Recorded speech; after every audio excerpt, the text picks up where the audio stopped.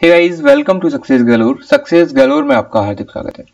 तो आज हम इस वीडियो में 31 मई और 1 और 2 जून के जो मोस्ट इंपोर्टेंट करंट अफेयर्स हैं उनको करेंगे, उनसे रिलेटेड न्यूज को देखेंगे, उनसे रिलेटेड फैक्ट समझेंगे और उसके बाद उनसे रिलेटेड जो स्टैटिक इन्फॉर्मेशन है उसे लेंगे। गाइस, अगर आपने इस चैनल को अभी तक सब्सक्राइब नहीं किया then please subscribe the channel and hit the bell icon. चलिए शुरुआत करते हैं आज के मोटिवेशन के साथ। आज का मोटिवेशन क्या है? Your future is created by what you do today not tomorrow. आपका फ्यूचर जो आप आज करते हो उसी से बनता है। अगर आप जो आज कर रहे हो उसको आप कल के लिए टालोगे तो आपका फ्यूचर नहीं बनेगा। तो जो आप आज कर रहे हो उसी से आपका फ्यूचर बनता है। इसी के साथ पहले क्वेश्चन के साथ शुरुआत करते हैं। पहला क्वेश्चन क्या है? Who has become the new president of confederation of Indian industry. Indian industry यानी कि भारतीय उद्योग परिसंघ के नए अध्यक्ष कौन है? ये आपके ऑप्शन है and the correct answer is option number B, TV Narendra. Confederation of Indian industry यानी कि CII के नए अध्यक्ष बने हैं टीवी नरेंद्रन। जो ऑप्शन नंबर ए है, जो उदय कोटक जी हैं, वो कौन है? वो MD और CEO हैं किसके? कोटक महिंद्रा बैंक के। अगर मैं राजेश बंसल की बात करूं तो राजेश बंसल CEO हैं रिजर्व बैंक इनोवेशन हब के। जो हमारे RBI का जो इनोवेशन हब है उसके CEO कौन है? राजेश बंसल जी। अगर मैं बात करूं टीवी नरेंद्रन की, तो जो ये टीवी नरेंद्रन है ये टाटा स्टील के CEO हैं और MD हैं। उसके साथ साथ अब ये CII के प्रेसिडेंट बन गए। इसी के साथ कुछ और भी इसमें नई नियुक्तियां हुई हैं, जैसे ये संजीव बजाज हैं जो चेयरमैन एंड मैनेजिंग डायरेक्टर हैं बजाज फाइनेंस के, वो बने हैं प्रेसिडेंट डेजिग्नेट ऑफ चैम्बर। इसके अलावा पवन मुंजाल जी जो कि चेयरमैन और CEO हैं हीरो मोटोकॉर्प के, वो इसके 22 प्रेसिडेंट बने हैं। CII के बारे में एक बार बेसिक इंफॉर्मेशन ले लेते हैं। CII का जो फाउंडेशन हुई थी यानी कि फॉर्मेशन हुई थी वो थी 1895 में। हेडक्वार्टर्स है इसके नई दिल्ली में और इसके प्रेसिडेंट कौन है? टीवी नरेंद्रन। डायरेक्टर जनरल है इसके चंद्रजीत बनर्जी। अगला क्वेश्चन क्या है? अगेन वेरी इंपॉर्टेंट क्वेश्चन इतना इंपॉर्टेंट नहीं है ये आपकी जनरल नॉलेज के लिए, बट इससे रिलेटेड जो इंफॉर्मेशन आएगी that is very important for you. Benjamin Netanyahu यानी कि जो इजराइल के प्राइम मिनिस्टर हैं उनको और किस नाम से जाना जाता है? ये आपके ऑप्शन है and the correct answer is option number B, B B. B B के नाम से इनको जाना जाता है। और आप देखिए ये नाम सुन के कैसे गुस्से में आ गए हैं, बट बीबी भागने वाली। तो हुआ यह है कि इजराइल में कोलिशन की गवर्नमेंट चल रही थी, बट अब क्या हो रहा है कि जो कोलिशन की गवर्नमेंट चल रही थी, इनकी जो कोलिशन की गवर्नमेंट थी उसमें से एक जो पार्टी है वो निकल के इनकी अपोजिट जा रही है, जिससे कि इनकी सरकार निकल जाए, इनकी सरकार गिर जाए। और वो आदमी कौन है? वो आदमी ये है। ये जो आदमी है ये है नाफ्तली बेनेट। हालांकि ये एक एंटरप्रेन्योर है, काफी कामयाब बिजनेसमैन है, उसके अलावा ये एक अच्छे पॉलिटिशियन भी हैं। अब देखना यह है कि नेतन्याहू की सरकार वहां बनी रहती है या नहीं बनी रहती। वेल, वो तो आगे देखा जाएगा, बट अभी जो करंट इंफॉर्मेशन है उसको लेते हैं। तो अगर मैं इजराइल की बात करूं तो इजराइल के अभी प्राइम मिनिस्टर हैं बेंजामिन नेतन्याहू और जो इजराइल के प्रेसिडेंट हैं वो है रियोविन रेलविन। इजराइल की कैपिटल क्या है? इजराइल की कैपिटल अकॉर्डिंग टू इंडिया है Tel Aviv and according to Israel Jerusalem is the capital of Israel. Israel किन किन कंट्रीज के साथ में बॉर्डर्स को शेयर करता है? तो इजराइल शेयर करता है इजिप्ट के साथ, जॉर्डन, लेबनान, सीरिया और पैलेस्टाइन की जो ये टेरिटरी है, जो बची हुई टेरिटरी है, उसके साथ ही अपनी बाउंड्री शेयर करता है। अगला क्वेश्चन क्या है? Recently who has been appointed by the centre as the interim head of CBDT यानी कि central board of direct tax. हाल ही में केंद्र ने केंद्रीय प्रत्यक्ष कर बोर्ड यानी कि CBDT के अंतरिम प्रमुख के रूप में किसे नियुक्त किया है? ये आपके ऑप्शन है and the correct answer is option number C, JB Mahapatra. JB Mahapatra को CBDT के इंटरिम हेड के रूप में नियुक्त किया है। उसके अलावा आप जानते होंगे कुलदीप सिंह जो है जो कि DG थे CRPF के, उनको नियुक्त किया गया है DG ऑफ NIA यानी कि national investigation agency. BVR Subrahmanyam की बात करूं तो जो BVR सुब्रमण्यम है ये कॉमर्स सेक्रेटरी हैं। उसके अलावा अगर सुबोध कुमार जायसवाल की बात करूं तो ये आप जानते होंगे भी हाल ही में इनकी इनको डायरेक्टर ऑफ सीबीआई बनाया गया है। अब यहां पर देख लीजिए आप, मोहापात्रा जो कि बने हैं इंटरिम चीफ ऑफ सीबीडीटी। तो सीबीडीटी के बारे में जान लेते हैं। Central board of direct tax and central board of direct tax, इसकी स्थापना हुई थी 1924 में। इसके हेडक्वार्टर कहां है? नई दिल्ली में। अगला क्वेश्चन क्या है? Who was appointed as convenor of 8-member group of ministers by finance ministry to examine possible waivers of GST levies on essential COVID-19 relief material including vaccines। Simple सी बात आपको यह बतानी है कि कोविड-19 से रिलेटेड जो भी मटेरियल है उसके लिए जीएसटी पर कितनी छूट दी जाए, इसके लिए 8 मेंबर का एक पैनल बनाया गया है फाइनेंस मिनिस्ट्री के द्वारा। तो उस पैनल का संयोजक कौन है? ये आपके ऑप्शन है and the correct answer is option number C, Conrad Sangma. जो कॉनराड संगमा है उनको बनाया गया है इसका संयोजक। अगर मैं नवीन पटनायक की बात करूं तो नवीन पटनायक कहां के चीफ मिनिस्टर हैं? ओडिशा के। नीतीश कुमार कहां के चीफ मिनिस्टर हैं? बिहार के। सर्बानंदा सोनोवाल की अगर मैं बात करूं तो सर्बानंदा सोनोवाल आसाम के चीफ मिनिस्टर थे, अब नहीं है। और कॉनराड के सांगमा कहां के चीफ मिनिस्टर हैं? मेघालय के। अच्छा, कॉनराड के सांगमा के अलावा 8 मेंबर और हैं, वो कौन है? तो वो है नितिन भाई पटेल जो कि गुजरात के डिप्टी चीफ मिनिस्टर हैं, और अजीत पवार जो कि महाराष्ट्र के डिप्टी चीफ मिनिस्टर हैं। उसके अलावा ये मयूविन गोडिन्हो केरला के जो फाइनेंस मिनिस्टर हैं, के.एन. बालगोपाल उड़ीसा के जो फाइनेंस मिनिस्टर हैं, निरंजन पुरारी, और तेलंगाना के finance minister T Harish Rao. उसके अलावा यूपी के भी फाइनेंस मिनिस्टर जो है सुरेश कुमार खन्ना। इन सबों के साथ 8 लोगों की जो पैनल है उसका संयोजक कौन है? मेघालय के चीफ मिनिस्टर कॉनराड के सांगमा। अच्छा, अगर बात हो रही है यहां पर सर्बानंदा सोनोवाल की, तो सर्बानंदा सोनोवाल जो हेमंता विश्व शर्मा है उनसे पहले चीफ मिनिस्टर से, अभी जो इलेक्शन हुए थे उसके बाद हेमंता विश्व शर्मा को चीफ मिनिस्टर बना दिया गया है आसाम का। अगला क्वेश्चन क्या है? How many grand slam titles has Serbian Novak जोकोविच वॉन सो फार? आपको सिंपली बताना है कि जो नोवाक जोकोविच हैं उन्होंने अब तक कितने ग्रैंड स्लैम जीते हैं। तो उन्होंने 18 जीते हैं। और अगर मैं बात करूं इन दोनों की, यानी कि नाडाल और फेडरर की, तो इन दोनों ने 20-20 ग्रैंड स्लैम जीते हैं। ये द हिंदू का आर्टिकल है, आप इससे एक बार गो थ्रू जरूर कीजिएगा। आप यहां देख सकते हैं फेडरर ने 20 जीते हैं, नाडाल ने भी 20 जीते हैं, और जो कि वर्ल्ड का नंबर 1 प्लेयर है उसने अभी तक 18 जीते हैं। चलिए आगे चलते हैं। अगला क्वेश्चन क्या है? Which country has reported a new corona virus variant that is a combination of Indian, यहां पर इंडियन और यूके कोविड-19 वेरिएंट बोलना गलत होगा। अब इसको WHO ने नाम दे दिया है, तो ये होगा alpha and delta, sorry delta and alpha, alpha and delta covid variant. तो आपको सिंपली बताना है कि अल्फा एंड डेल्टा कोविड-19 का एक कॉम्बिनेशन है। एक जो वेरिएंट अभी पाया गया है वो अल्फा एंड डेल्टा कोविड-19 का वेरिएंट का जो कॉम्बिनेशन है। तो आपको बताना है कि वो किस देश में पाया गया है, और ये बहुत खतरनाक है जो भी वेरिएंट पाया गया है। तो आपके ऑप्शन ये है and the correct answer is option number C, Vietnam. Vietnam में ये नया वेरिएंट मिला है जो कि कॉम्बिनेशन है किसका? जो इंडिया और यूके में जो वेरिएंट पाए गए थे, यानी कि जो अल्फा और जो डेल्टा वेरिएंट पाए गए थे उनका ये कॉम्बिनेशन है, और ये बहुत तेजी से हवा में फैलता है।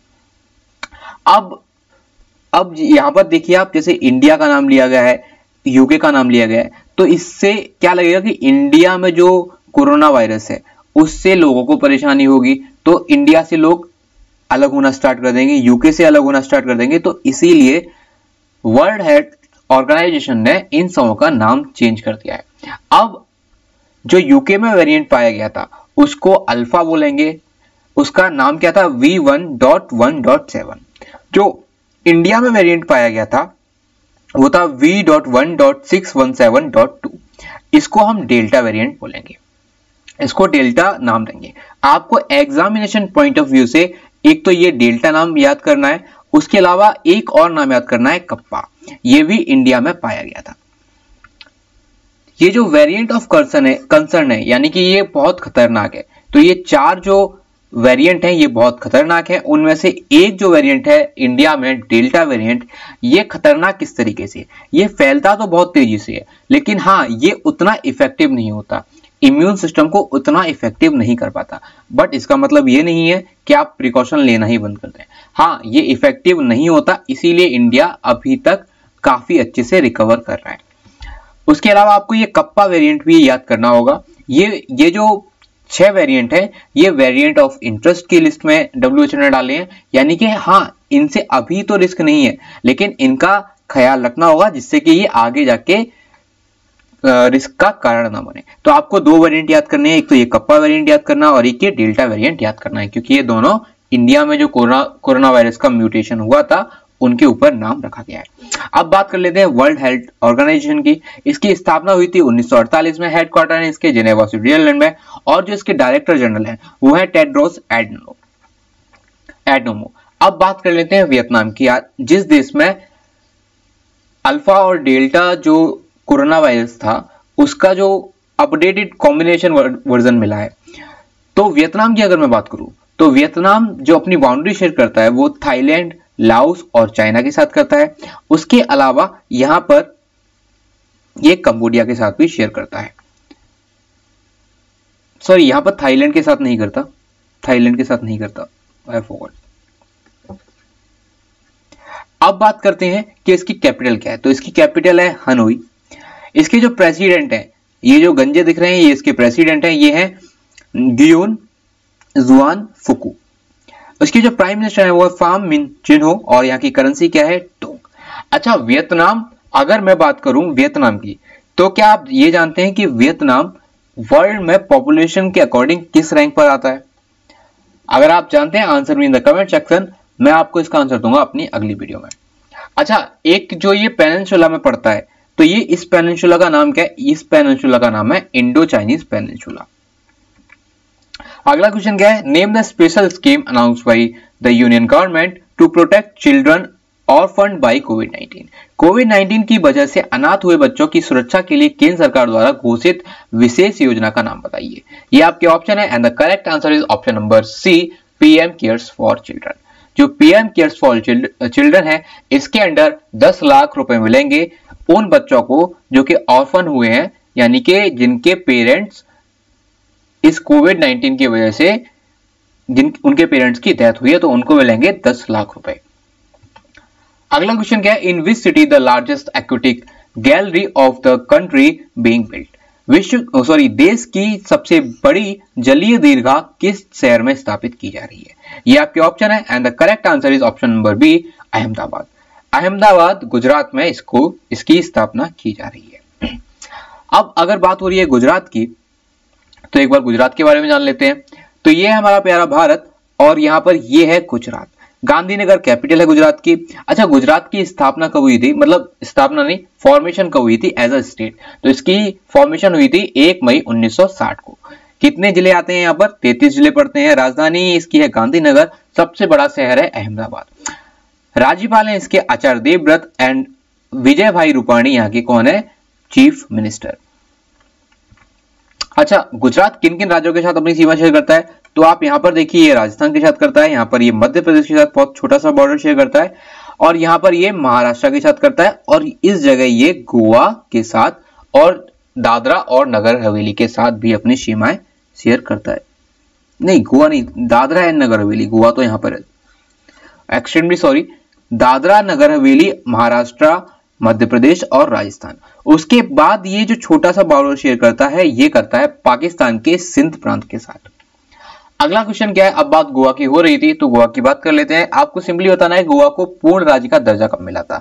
ये आपके ऑप्शन है, and the correct answer is option number C, 30 मई 1987। 30 मई 1987 को गोवा को पूर्ण राज्य का दर्जा मिला था। अब बात कर लेते हैं गोवा के बारे में। तो ये है गोवा के चीफ मिनिस्टर प्रमोद सावंत, और ये हैं भगत सिंह कोश्यारी, जो कि गोवा के साथ साथ महाराष्ट्र के भी गवर्नर है। गोवा की कैपिटल क्या है? Panaji is the capital of Goa.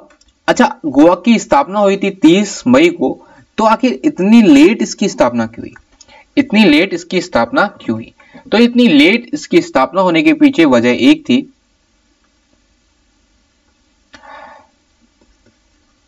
सबसे पहले यहां पर पुर्तगालीज शासन करते थे। तो पुर्तगालीज जब शासन करते थे और जब अंग्रेज यानी कि ब्रिटिशर्स आए इंडिया में, तो उन्होंने पुर्तगालीज को गोवा से भगा दिया। जब बात आई 1947 में, जब ये देश छोड़ के जा रहे थे ब्रिटिशर्स, तो ब्रिटिशर्स देना तो इंडिया को चाह रहे थे, बट अगेन ब्रिटिशर्स का काम क्या था? डिवाइड एंड रूल, हमेशा से कि कैसे भी इनको डिवाइड करो। यही कारण था कि जम्मू और कश्मीर को अलग छोड़ा। तो ब्रिटिशर्स ने क्या किया कि 1947 में पुर्तगालीज को गोवा दे दिया। फिर से पुर्तगालीज आ गए। उसके बाद इंडिया पुर्तगालीज से काफी टाइम तक मांगता रहा, 1961 तक तो ये मांगता रहा, 1961 से पहले तक ये मांगता रहा। उसके बाद फाइनली 1961 में आके जब हमारी आर्मी ने जाके गोवा में हमला किया, तो पुर्तगालीज वहां से भाग गए। तो 1961 से फिर गोवा पर किसका शासन था? इंडिया का। उसके बाद इसको यूनियन टेरिटरी बना दिया गया। जब इसे यूनियन टेरिटरी बना दिया गया, तो उसके बाद 1986 के आसपास, 1981 के आसपास से 1986 तक इसको महाराष्ट्र में मिलाने की चर्चा होने लगी कि गोवा को हम महाराष्ट्र में मिला देंगे, लेकिन वहां के लोग इसके अगेंस्ट थे। तो जब वहां पर जनमत संग्रह कराया गया, तो फिर जाके 30 मई 1987 को गोवा को पूर्ण राज्य का दर्जा मिला। चलिए अगला प्रश्न क्या है? Which ministry has launched the youth scheme? Youth scheme किस मिनिस्ट्री ने लॉन्च की है? ये आपके ऑप्शन है, and the correct answer is ministry of education. Ministry of education ने इसको लॉन्च किया है। अच्छा, मिनिस्टर कौन है? मिनिस्ट्री ऑफ एजुकेशन के मिनिस्टर कौन है? तो Ramesh Pokhriyal Nishank is the minister of ministry of education. Home minister है हमारे अमित शाह। हेल्थ मिनिस्टर कौन है? डॉक्टर हर्षवर्धन। तो ये जो युवा स्कीम लॉन्च की है, तो इसके अंडर किया क्या जा रहा है? आपको सिंपली यहां पर देखिए, अगर आपको ऐसे राइटिंग आती है, अगर आप लिखना पसंद करते हैं, तो ये आपके लिए बहुत एक अच्छी अपॉर्चुनिटी है। और आपकी एज 30 साल से कम होनी चाहिए, ये भी एक एलिजिबिलिटी क्राइटेरिया है। आपको लिखना किसके ऊपर है? अनसंग हीरोज, फ्रीडम फाइटर्स, या फिर नेशनल मूवमेंट के बारे में। अच्छा, ये हो क्यों रहा है? क्योंकि ये जो अमृत महोत्सव बनाया जा रहा है, यानी कि 75 साल जो पूरे हो रहे हैं, उस पर जो अमृत महोत्सव बनाया जा रहा है, उसके ऊपर ये किया जा रहा है। अच्छा, आपको इसके लिए सिलेक्शन कैसे होगा? तो आपको इस साइट पे जाके रजिस्टर करना होगा, और इसका जो रिजल्ट होगा वो 15 अगस्त 2021 को दिया जाएगा। 75 जो ऑथर्स होंगे वो सेलेक्ट किए जाएंगे, और जो 75 ऑथर सेलेक्ट किए जाएंगे उनको स्कॉलरशिप मिलेगी 50,000 रुपए अगले 6 महीने तक पर मंथ। सो अगर आप इंटरेस्टेड हो तो आप प्लीज इसको कर सकते हैं, अगर आपको लिखना पसंद है। RBI has imposed a penalty of 10 crore on which bank for violation of provisions under sections of Banking Regulation Act। RBI ने बैंकिंग विनियमन अधिनियम की विभिन्न धाराओं के प्रावधानों के उल्लंघन के लिए किस बैंक पर 10 करोड़ रुपए का जुर्माना लगाया है? ये आपके ऑप्शन है, and the correct answer is option number B, HDFC। HDFC bank पर 10 करोड़ रुपए का जुर्माना लगाया है। अब एक बार बात कर लेते हैं, अगर RBI की बात हो रही है, तो RBI की अगर हम बात करें, तो RBI की स्थापना हुई थी 1935 में, और इसको नेशनलाइज किया गया था 1949 में। शक्तिकांत दास इसके गवर्नर है, और इसके हेडक्वार्टर कहाँ है? इसके हेडक्वार्टर है मुंबई में।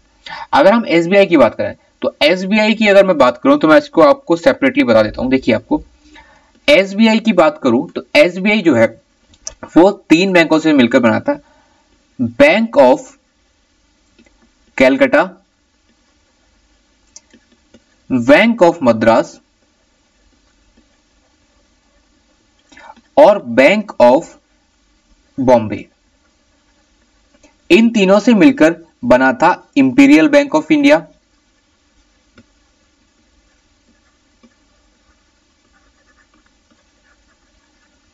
अच्छा, इंपीरियल बैंक ऑफ इंडिया बना था 1921 में। अब जब आजादी हुई, तो आजादी के बाद जब इसको, जो इंपीरियल बैंक था, इसी का नाम चेंज करके क्या रखा गया? State bank of India.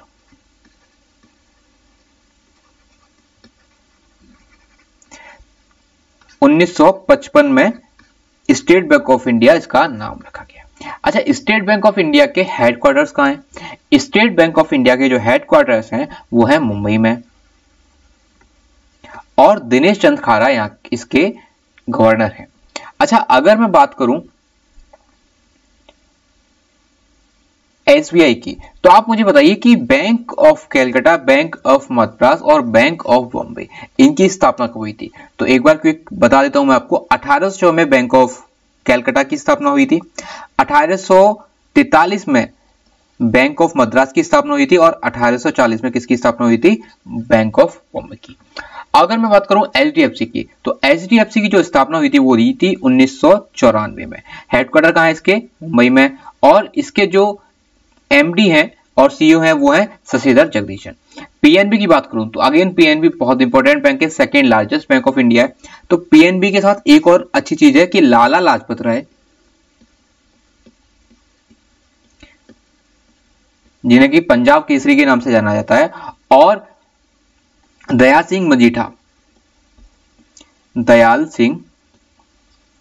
Majithia, इन दोनों ने इसकी स्थापना की थी।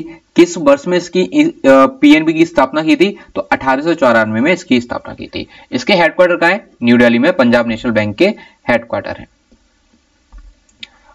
करंट में इसके गवर्नर कौन है, या इसके हेड कौन, इसको हेड कौन करता है? तो इसको हेड करते हैं एस मल्लिकार्जुन राव।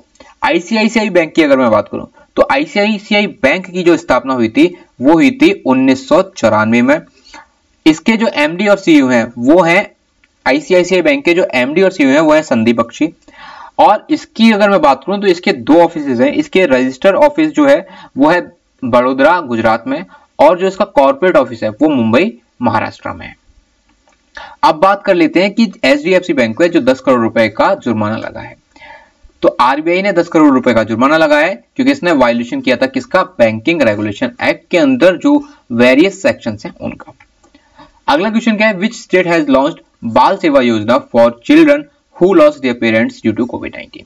कोविड-19 के कारण अपने माता पिता को खोने वाले बच्चों के लिए किस राज्य ने बाल सेवा योजना शुरू की है? वेल गाइस, ये ऑप्शन आपके लिए, अगर आप इस बाल सेवा को यहां से हटा दोगे तो हर राज्य ने कोई ना कोई स्कीम लॉन्च की है। आपको फिलहाल बताना है कि बाल सेवा स्कीम किस राज्य ने लॉन्च की है, and the correct answer is Uttar Pradesh. Uttar Pradesh के चीफ मिनिस्टर योगी आदित्यनाथ ने ये जो बाल सेवा योजना है उसे लॉन्च करी है। इसमें क्या होगा कि जिन बच्चों ने अपने पेरेंट्स को खो दिया है उनको 4000 पर मंथ दिया जाएगा, और उनको स्टडी के लिए जो टैबलेट वगैरह दी जाती है, लैपटॉप, वो भी प्रोवाइड कराया जाएगा। यानी कि जो उनकी एजुकेशन है उसका ख्याल अब रखेगी राज्य सरकार। अब अगर यूपी की बात हो रही है तो एक बार यूपी के बारे में जान लेते हैं। तो आनंदीबेन पटेल यूपी की गवर्नर है। अच्छा, आनंदीबेन पटेल जो है यूपी के साथ साथ एमपी की भी गवर्नर है, यानी कि मध्य प्रदेश की भी गवर्नर है। और इसके चीफ मिनिस्टर हैं Yogi Adityanath, deputy chief minister हैं दिनेश शर्मा, केशव प्रसाद मौर्य। अगर मैं बात करूं लखनऊ मतलब यूपी की, तो लखनऊ यहाँ की कैपिटल है और कानपुर यहाँ की लार्जेस्ट सिटी है। अब बात करते हैं उत्तर प्रदेश अपनी सीमाएं किस किस राज्य के साथ शेयर करता है। तो उत्तर प्रदेश उत्तराखंड, हरियाणा, दिल्ली, यहाँ पर ये राजस्थान, इस जगह ये करता है मध्य प्रदेश के साथ, इस छोटे से पोर्शन में ये शेयर करता है छत्तीसगढ़ के साथ, यहाँ पर ये शेयर करता है झारखंड, उसके बाद बिहार, और ये एक अपनी मतलब एक देश के साथ अपनी बाउंड्री और शेयर करता है, और वो देश है नेपाल। अच्छा, अब बात हो रही है अगर उत्तर प्रदेश की, तो जैसा कि आप जानते हैं उत्तर प्रदेश की स्थापना हुई थी 24 जनवरी 1950 को। 1950 को जब इसकी स्थापना हुई थी तो इसका नाम यूनाइटेड प्रोविडेंस से बदलकर यूपी रख दिया गया था। अब आपको मुझे बताना है कि उत्तर प्रदेश की पहली चीफ मिनिस्टर कौन थी। आंसर में इन द कमेंट सेक्शन, और इसका सही आंसर मैं दूंगा आपको अगली वीडियो में। प्लीज गाइस आंसर जरूर कीजिएगा कि उत्तर प्रदेश की फर्स्ट चीफ मिनिस्टर कौन थी। अगला क्वेश्चन क्या है? अगेन वेरी इंपॉर्टेंट क्वेश्चन, और ये तो आई होप आप सबको पता होगा। आपको सिंपली बताना है कि आईपीएल के जो बचे हुए मैच हैं वो किस देश में खेले जाएंगे। ये आपके ऑप्शन है, and the correct answer is जैसा कि जो प्रीवियस ईयर खेले गए थे यूनाइटेड अरब अमीरात में जो बचे हुए मैच हैं वो भी खेले जाएंगे। ऑल इंडिया रेडियो का आर्टिकल है, आप इससे एक बार गो थ्रू जरूर कीजिएगा। अब एक बार यूएई की मैप पर लोकेशन देख लेते हैं। तो ये है हमारा प्यारा भारत। अगर हम भारत से वेस्ट डायरेक्शन में जाएंगे तो राइट हियर ये है यूएई। चलिए इसको एक बार बड़े मैप पर देख लेते हैं। तो ये है UAE. Abu Dhabi is the capital of UAE and Dubai is the largest city right here. अगर मैं बात करूं यूएई की, तो जो यूएई है वो अपनी लैंड बाउंड्री किस किस के साथ शेयर करता है? तो वो ओमान, सऊदी अरेबिया के साथ अपनी बाउंड्री शेयर करता है। ये है जो वहां के पीएम है मोहम्मद बिन राशिद अल मक्तूम, और ये है प्रेसिडेंट खलीफा बिन जायद अल नहयान। अगला प्रश्न क्या है? अच्छा, अगर यूएई की बात हो रही है तो यूएई ने हाल ही में गोल्डन वीजा दिया था किसको? संजय दत्त को, और वो फर्स्ट इंडियन फिल्म स्टार बने थे गोल्डन वीजा पाने वाले। चलिए, recently which one of the following has been nominated to Rajya Sabha? हाल ही में राज्यसभा के लिए किसको नामांकित किया गया है? ये आपके ऑप्शन है and the correct answer is option number B, Mahesh Jethmalani. जो महेश जेठमलानी है जो कि वकील है, और वो बेटे किसके हैं? राम जेठमलानी के ये सन है, और राम जेठमलानी को भी राज्यसभा के लिए पहले नामांकित किया जा चुका है। अगर मैं हिमंता विश्व शर्मा की बात करूं, ये आसाम के चीफ मिनिस्टर हैं। अच्छा, आसाम के चीफ मिनिस्टर के साथ साथ जो हिमंता विश्व शर्मा है ये प्रेसिडेंट हैं बीआई के। बीआई के प्रेसिडेंट है। अच्छा, बीआई की फुल फॉर्म क्या है? Badminton association of India. BI के ये प्रेसिडेंट है, और उसके साथ साथ ये वाइस प्रेसिडेंट है। किसके? वाइस प्रेसिडेंट हैं जो एशिया यानी कि बैडमिंटन एशिया है उसके ये वाइस प्रेसिडेंट भी हैं। आप देखते हैं महेश जेठमलानी के साथ साथ स्वपन दासगुप्ता को भी नॉमिनेट किया है राज्यसभा के लिए। अगला क्वेश्चन क्या है? Which Bollywood actor has moved the Delhi high court seeking a scientific study on any adverse effect of radio frequency emitted by cellular telecommunications using 5G technology? किस बॉलीवुड अभिनेता या अभिनेत्री ने 5G तकनीक का उपयोग करके सेलुलर दूरसंचार द्वारा उत्सर्जित रेडियो आवृत्ति के किसी भी प्रतिकूल प्रभाव पर वैज्ञानिक अध्ययन के लिए दिल्ली उच्च न्यायालय का रुख किया है? ये आपके ऑप्शन है and the correct answer Kangana Ranaut बिल्कुल नहीं है। करेक्ट आंसर है option number B, Juhi Chawla. आप देख सकते हैं द हिंदू का आर्टिकल है, और जूही चावला हाई कोर्ट चली गई ऐसी जो 5G टेक्नोलॉजी है उसके अगेंस्ट जाके। अगला क्वेश्चन क्या है? अच्छा, ये यहां पर आप ये देख सकते हैं एक पिटीशन दायर की है। अब इस पिटीशन से जो भी रिजल्ट आएगा वो जिस हिसाब से भी आएगा, बट अभी तक जो भी र्यूमर्स फैले हैं या रियलिटी है ये तो नहीं पता, बट हाँ र्यूमर्स बहुत फैले हैं कि 5G टेक्नोलॉजी के कारण कोरोना का जो फैलाव है वो बहुत हो रहा है। अगला क्वेश्चन क्या है? Again very important question. Who has been appointed as the CEO of cricket Australia recently? Cricket Australia के सीईओ के रूप में किसे नियुक्त किया गया है? ये आपके ऑप्शन है and the correct answer is option number D, Nick Hockley. जो निक होकले हैं उनको क्रिकेट ऑस्ट्रेलिया के सीईओ के रूप में नियुक्त किया गया है। चलिए बाकी ऑप्शन के बारे में बात कर लेते हैं। जो नरेंद्र बत्रा है, अगर मैं नरेंद्र बत्रा की बात करूं तो नरेंद्र बत्रा हॉकी जो फेडरेशन है उसके प्रेसिडेंट हैं। अच्छा, इंटरनेशनल हॉकी फेडरेशन यानी कि FIH के ये दूसरी बार कॉन्जिक्यूटिवली दूसरी बार प्रेसिडेंट बने हैं। उसके अलावा जो नरेंद्र बत्रा है वो प्रेसिडेंट है किसके? Indian Olympic association. जो इंडियन ओलंपिक एसोसिएशन है उसके भी ये प्रेसिडेंट है। जेसिका अर्डर्न की बात करूं तो ये न्यूजीलैंड के पीएम है। Jessica Ardern is the PM of New Zealand. अगर मैं एंडी जेसी की बात करूं तो जो एंडी जेसी हैं ये सीईओ बनेंगे जुलाई में किसके? अमेजॉन के, और ये अभी सीईओ है किसके? अमेजॉन वेब सर्विसेज के यानी कि AWS के अभी करंटली में सीईओ हैं, और जुलाई यानी कि 6 जुलाई के बाद सीईओ होंगे अमेजॉन के। कौन? Andy Jassy. अगला क्वेश्चन क्या है? Who has been appointed? अच्छा, ये तो वही क्वेश्चन था, सॉरी। तो ये है निक होकले जो कि क्रिकेट ऑस्ट्रेलिया के सीईओ बने हैं। अब अगर क्रिकेट की बात हो रही है तो अपने बीसीसीआई के बारे में बात कर लेते हैं। तो ये है सौरभ गांगुली जो कि प्रेसिडेंट है बीसीसीआई के, ये है सेक्रेटरी जैसा बीसीसीआई के, और ये है आईसीसी यानी कि इंटरनेशनल क्रिकेट कॉर्पोरेशन के चीफ एग्जीक्यूटिव ऑफिसर यानी कि सीईओ। अगला क्वेश्चन क्या है, who has been appointed as the chairman of Magma Fincorp. Magma Fincorp के चेयरमैन कौन बने हैं? ये आपके ऑप्शन है and the correct answer is option number D, Adar Poonawalla. जो अदर पूनावाला है वो चेयरमैन बने हैं मैग्मा फिनकॉर्प के। मैग्मा फिनकॉर्प के साथ साथ ये सीईओ हैं किसके? एसआईआई यानी कि सीरम इंस्टीट्यूट ऑफ इंडिया। अगर मैं गुंजन शाह की बात करूं तो जो गुंजन शाह है ये बाटा इंडिया के सीईओ हैं। अच्छा, बाटा इंडिया को आप ग्लोबल सीईओ मत बना देता, ये बाटा इंडिया के सीईओ हैं। और जो बाटा है उसके जो ग्लोबल सीईओ हैं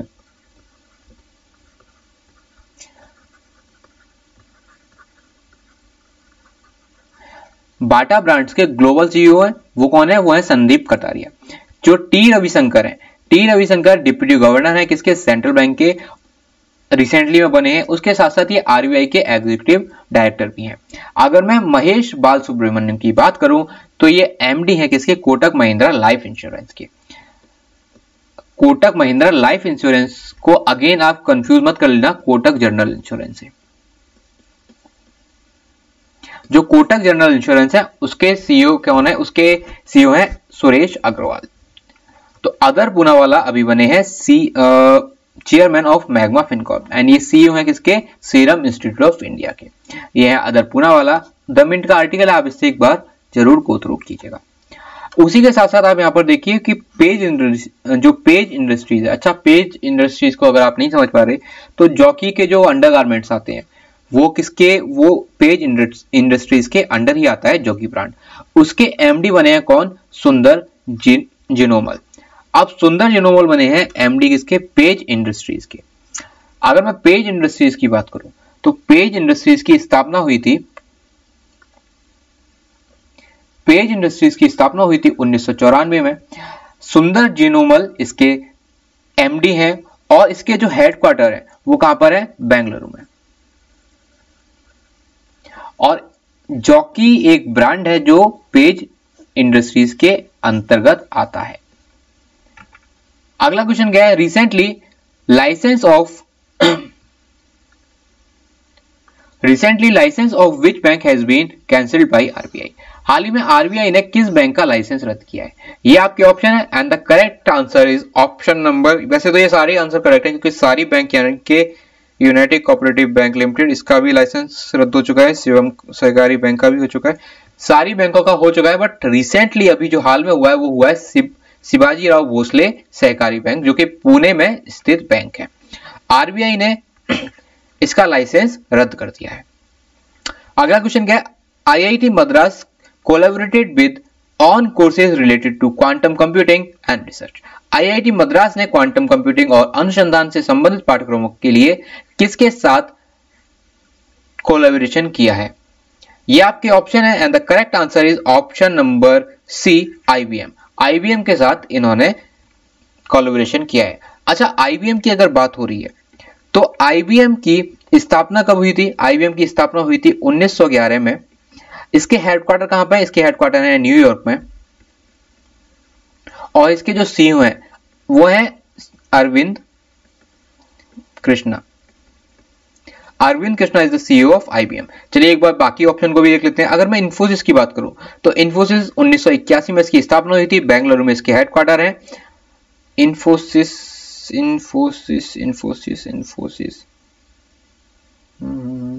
हाँ, इन्फोसिस की जो हेडक्वार्टर है वो है बेंगलुरु में और जो इसके सीईओ हैं वो है सालिल पारिक।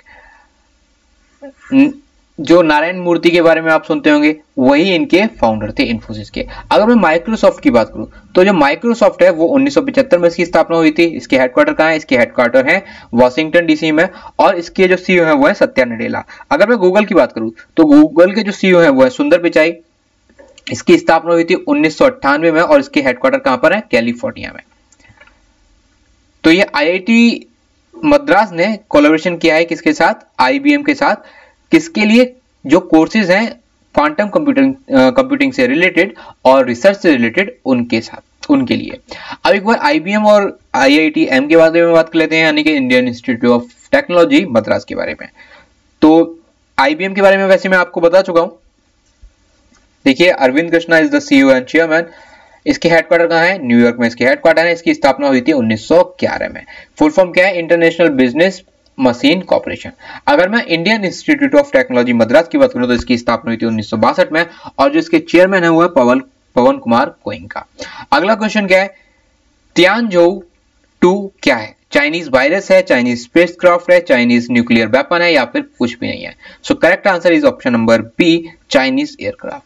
अच्छा, चाइना के बारे में भी बहुत कुछ बताना है क्योंकि आज रिसेंटली बहुत कुछ हुआ है। तो ये तो एक चाइना का स्पेसक्राफ्ट है जो कि अंतरिक्ष में भेजा जाएगा, और जून के महीने में ये कुछ अंतरिक्ष यात्रियों को भी स्पेस में भेजेगा। अब बात कर लेते हैं कि जो अभी तक 1 चाइल्ड पॉलिसी थी उसको अब इन्होंने खत्म कर दिया है, और अब ये बोल रहे हैं कि आप 3 बच्चे भी पैदा कर सकते हैं। तो अगर आपको 3 बच्चे पैदा करने हैं तो आपको चाइना जाना है। सिंपली आप चाइना जाइए, 3 बच्चे पैदा कीजिए और कोरोना वायरस लेके इंडिया में वापस मत आइए। अच्छा, ऐसा क्यों किया है? क्योंकि वहां पर जो चाइना है वहां पर बूढ़े लोगों की, यानी कि बुजुर्गों की काफी पॉपुलेशन बढ़ रही थी और यंग लोगों की पॉपुलेशन कम हो रही थी। तो उसी वजह से अब चाइना ने बोला है कि अब आप 3 बच्चे भी कर सकते हैं। अगला क्या है? अगली रिपोर्ट है कि चाइना में जो H10N3 है उसका एक और नया वेरिएंट मिला है। ये H10N3 जो है ये बर्ड फ्लू का ही एक नया म्यूटेशन है, और ये अब मिला है कहां पर? चाइना में, और पहला केस है ये पूरे वर्ल्ड में। अगला क्या है? WHO ने जो चाइना की वैक्सीन थी सिनोवैक, उसको भी इमरजेंसी यूज के लिए अप्रूव कर दिया है। अच्छा, सिनोवैक के अलावा जो चाइना की एक और वैक्सीन थी सिनोफार्म, तो सिनोफार्म को भी WHO ने क्या किया है? इमरजेंसी यूज के लिए पहले ही इसको अप्रूव कर दिया है, यानी कि चाइना की 2 वैक्सीन जो है वो अप्रूव हो चुकी है। उसके अलावा फाइजर एंड बायोटेक की जो वैक्सीन है वो भी अप्रूव हो चुकी है। एस्ट्राजेनेका SIA यानी कि सीरम इंस्टीट्यूट ऑफ इंडिया में जो वैक्सीन बनती है वो भी हो चुकी हैं, जो कि किसकी है? एस्ट्राजेनेका की वैक्सीन बनाता है सीरम इंस्टीट्यूट ऑफ इंडिया। इसके अलावा एस्ट्राजेनेका की जो यूरोपियन यूनियन में जो वैक्सीन बनती है वो भी अप्रूव हो चुकी हैं। जैनसन, मॉडर्ना, सिनोफार्म और जॉनसन एंड जॉनसन की भी वैक्सीन WHO ने अप्रूव कर दी है। इसमें जॉनसन एंड जॉनसन लिखा नहीं है, बट जॉनसन एंड जॉनसन की वैक्सीन भी अप्रूव कर दी है for emergency use by WHO। अब एक बार चाइना के बारे में बात कर लेते हैं। तो ये बहुत खतरनाक आदमी है, बच्चों के लिए तो बहुत अच्छे हैं, एग्जामिनेशन बंद कराने वाले आदमी हैं। खैर, चाइना की बात कर लेते हैं। चाइना की अगर हम बात करें तो चाइना की कैपिटल क्या है? चाइना की कैपिटल है Beijing. Shanghai is the largest city of China, and president कौन है? ये पागल आदमी शी जिनपिंग। करेंसी क्या है? युआन। अगला क्वेश्चन है वेरी इंपॉर्टेंट क्वेश्चन कि अगर आप पावर में हो, इफ यू हैव मनी, तो आप बूढ़े होकर भी शादी कर सकते हो। तो बोरिस जॉनसन जो है वो 2nd ब्रिटिश प्राइम मिनिस्टर है। अपने टेन्योर के वक्त ही शादी करनी, यानी कि जब वो पावर में थे तभी उन्होंने शादी की। तो वो यूके के इतिहास में 2nd प्राइम मिनिस्टर हैं। तो आपको सिंपली बताना है कि फर्स्ट कौन थे। ये आपके ऑप्शन है, क्या वो थेरेसा मे थी, डेविड कैमरन थे, टोनी ब्लेयर थे, या फिर रॉबर्ट जेनकिंसन थे? सो करेक्ट आंसर है रॉबर्ट जेनकिंसन। 1822 की बात है जब इस आदमी ने पावर में रहते हुए शादी की थी।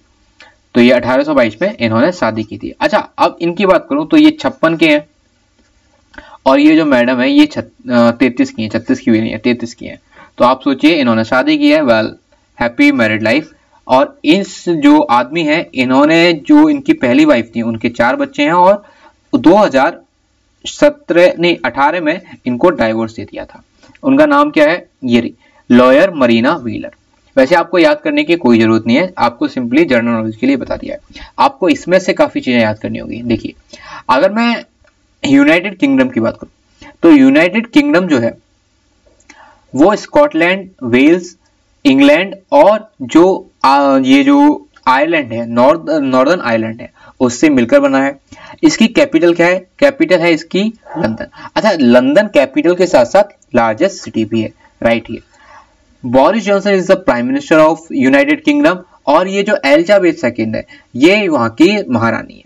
अच्छा, एलिजाबेथ सेकंड जो मोनार्च है ये केवल यूनाइटेड किंगडम की नहीं है, वर्ल्ड में और भी बहुत सारे देश हैं लाइक कनाडा, ऑस्ट्रेलिया, तो उनकी भी ये ही मोनार्च है। अच्छा, अगर मैं बात करूं यूनाइटेड किंगडम की, तो ये केवल अपनी land boundary Republic of Ireland के साथ शेयर करता है। ये जो नॉर्दर्न आयरलैंड है ये शेयर करता है केवल land boundary Republic of Ireland के साथ, और ये दोनों देश अलग हैं। ये जो पार्ट है ये यूनाइटेड किंगडम का पार्ट है, और ये रिपब्लिक ऑफ जो आयरलैंड है, डब्लिन यहाँ की कैपिटल, और ये एक रिपब्लिकन कंट्री है, एक फ्री कंट्री है। अगला क्वेश्चन क्या है? Name the chairman of the technical committee that overseas the CoWIN portal. CoWIN portal की देखरेख करने वाली तकनीकी समिति के अध्यक्ष का नाम बताइए। ये आपके ऑप्शन है, and the correct answer is option number A, RS. Sharma. RS. Sharma जो है वो उस टेक्निकल कमेटी के सचिव हैं, सॉरी अध्यक्ष हैं। अगर बात हो रही है बाकी ऑप्शन की, एक बार बात कर लेते हैं। जैसा के बारे में आपको बता चुका हूं, बीसीसीआई के ये सेक्रेटरी हैं। उज्ज्वला सिंघानिया की बात करूं तो जो उज्ज्वला सिंघानिया है ये कौन है? तो उज्ज्वला सिंघानिया अभी हाल ही में सेलेक्ट हुई है, इनको चुना गया है नेशनल प्रेसिडेंट। किसका नेशनल प्रेसिडेंट? ये FLO के, फिक्की लेडीज ऑर्गेनाइजेशन, FICCI। इसकी जो स्थापना हुई थी FLO की, वो हुई थी 1983 में। अच्छा, फिक्की की फुल फॉर्म क्या है? Federation of Indian chambers of commerce and industry is the full form of FICCI। अगला क्वेश्चन क्या है? अगेन वेरी इंपॉर्टेंट क्वेश्चन, आपको सिंपली बताना है वर्ल्ड मिल्क डे कब मनाया जाता है, विश्व दुग्ध दिवस कब मनाया जाता है। ये आपके ऑप्शन है, and the correct answer is option number B, मतलब जून 1 को इसको बनाया जाता है। 2001 से अभी तक इसको लगातार मनाया जाता है। इसे मनाता कौन है? इसे मनाता है FAO, यानी कि फूड एंड एग्रीकल्चर ऑर्गेनाइजेशन। ये किसका है? ये यूनाइटेड नेशन का ही एक पार्ट है। ये उसके बारे में ब्रीफ आप इससे गो थ्रू जरूर कीजिएगा। अच्छा, अगर मिल्क की बात हो रही है तो आप ये बताइएगा कि नेशनल मिल्क डे कब मनाया जाता है। बिफोर डेट आप यहाँ पर ये देख सकते हैं FAO के बारे में इंफॉर्मेशन है, और यहाँ पर ये यूनाइटेड नेशन के बारे में इंफॉर्मेशन है। आप इससे एक बार गो थ्रू जरूर कीजिएगा। अच्छा, आप इस चीज को ध्यान रखिए, FAO के जो हेडक्वार्टर है ये आता जरूर है UN के अंदर, बट इसके जो हेडक्वार्टर्स है वो डिफरेंट है। इसके हेडक्वार्टर है रोम, इटली में, और यूनाइटेड नेशन के हेडक्वार्टर कहाँ है? USA में। अगला क्वेश्चन, और 104 जो देश हैं वो वर्ल्ड मिल्क डे बनाते हैं। अच्छा, मैंने आपसे ये पूछा था कि नेशनल मिल्क डे कब मनाया जाता है, तो नेशनल मिल्क डे 26 नवंबर को मनाया जाता है। और 26 नवंबर को ये क्यों मनाया जाता है? क्योंकि जो हमारे भारत के मिल्कमैन थे, जो को व्हाइट रिवॉल्यूशन के जन्मदाता थे, वगीज कुरियन, डॉक्टर वगीज कुरियन, उनका जन्मदिन भी 26 नवंबर को पड़ता है। अब ये वगीज कुरियन की वजह से ये आज देश के घर घर में अमूल दूध आ पाता है। अब बात कर लेते हैं वर्ल्ड हेल्थ ऑर्गेनाइजेशन, जिसने कि 31 मई को world wide no tobacco day मनाया था, और ये बहुत टाइम से सेलिब्रेट होता आ रहा है। अच्छा, वर्ल्ड हेल्थ ऑर्गेनाइजेशन की स्थापना कब हुई थी? इसकी स्थापना हुई थी 1948 में। 2021 में थीम क्या है वर्ल्ड नो टोबैको डे का? Commit to quit. Commit to quit is the theme of world no tobacco day 2021। WHO के जो हेडक्वार्टर है वो है जिनेवा, स्विट्जरलैंड में, और WHO के जो करंट प्रेसिडेंट है वो है डॉक्टर टेड्रोस एडनॉम घेब्रेयेसस।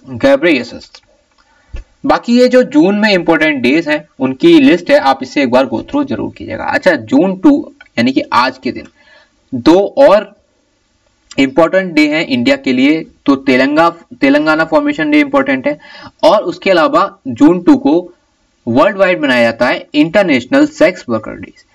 तो ये 2 इंपॉर्टेंट है जो कि आज के दिन यानी कि 2 जून को मनाए जाते हैं। So guys, this is the end of this video. अगर आपको ये वीडियो अच्छी लगी हो, इन्फॉर्मेटिव लगी हो, then please like the video and share the video. And guys, अगर आपने इस चैनल को अभी तक सब्सक्राइब नहीं किया है, then please subscribe the channel and hit the bell icon. चलिए मिलते हैं अपनी अगली वीडियो में, तब तक के लिए take care. And before that join this Telegram channel. आपको इसी टेलीग्राम चैनल पर मेरे हर लेक्चर की PDF मिल जाएगी। चलिए मिलते हैं अपनी अगली वीडियो में, तब तक के लिए take care, bye bye, God bless you all.